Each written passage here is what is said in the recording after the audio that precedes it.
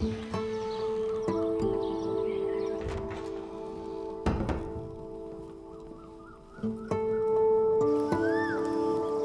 पहलवान जैसन पोस्ट दो ना ओसलर।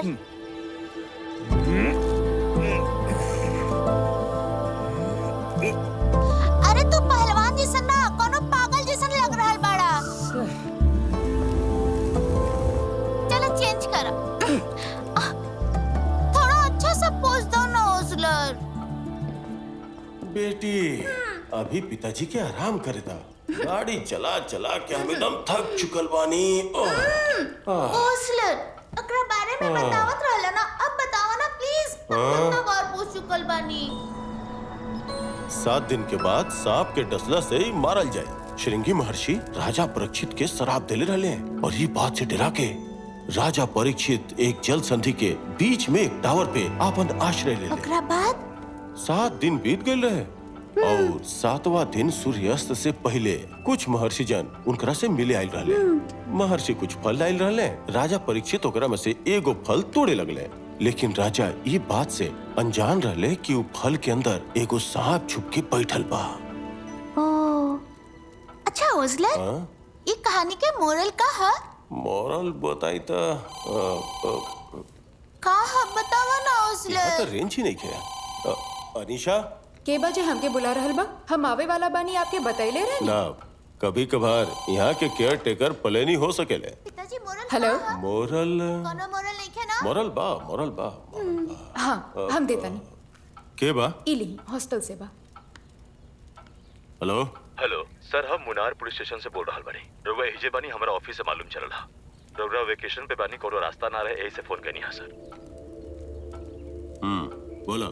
सर एहिजा कॉटेज में 3 गो हत्या भइल बा। जे मारल गइल बा वो ब्रिटिश हो पे बॉडी कटाई, ओकरा से पहले एक बार रुआ आके देख ली प्लीज। सर एकरा पे बड़ा बड़ा हस्ती और मंत्री लोग भी शामिल बड़े। सर यही से we have to be very precise. Sir please sir. आ रहल बानी।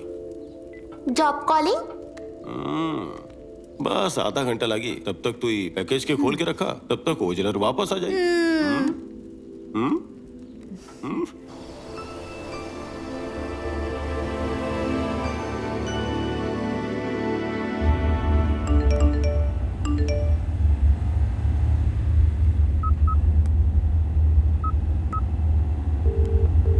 हेलो हेलो सर। अरे तू लोग का करके रख ले बड़ा। जब 2 दिन बोले रहनी तो 2 दिन बीवी बच्चन के साथ छुट्टी मनावे आयल रहनी है। बड़ा मुश्किल से रूम मिलल रही यहाँ। और अब देखा यहाँ कदम रखा थी, लोकल पुलिस स्टेशन से फोन आ गई कॉटेज से सीधा वहाँ जाए खातिर।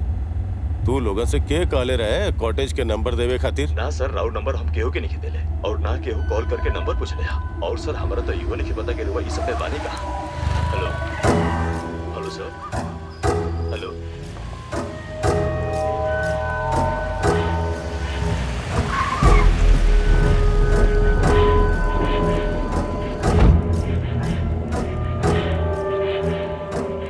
बेटा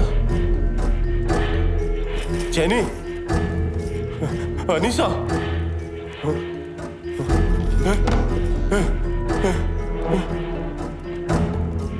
अनीशा, बेटा चैनी,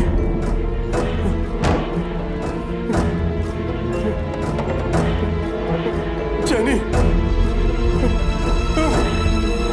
अनीशा, चैनी,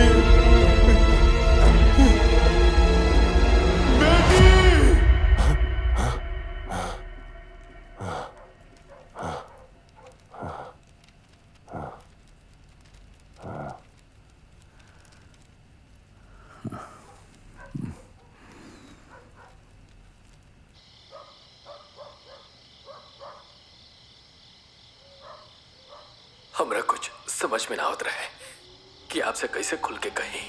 4 दिन हो गई वो बात के लेके। अभी तो ओकर थ्रिल भी निकल गई। यंगस्टर के लेत पे हमरा के अब्राहम अरेस्ट कर ले रहलन। I was an narcotic carrier. हमार गिड़गिड़ेला के बावजूद भी वहां के हमरा के कैदी बना देनी।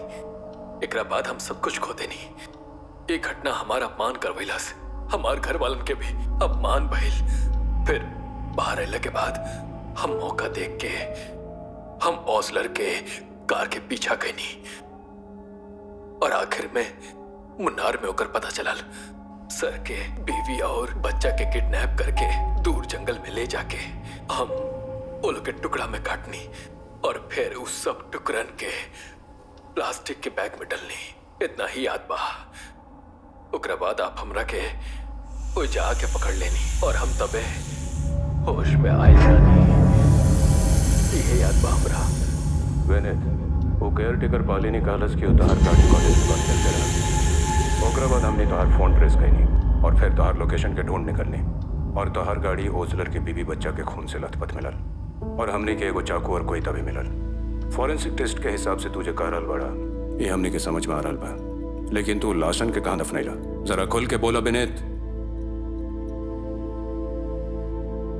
सर, वैसे तो हमनी के मरला के बाद दफनाई ये देनी, पर वो लोग के कहाँ दफनाई याद नहीं के सर। हम ड्रग्स के हेवी डोज ले रहनी।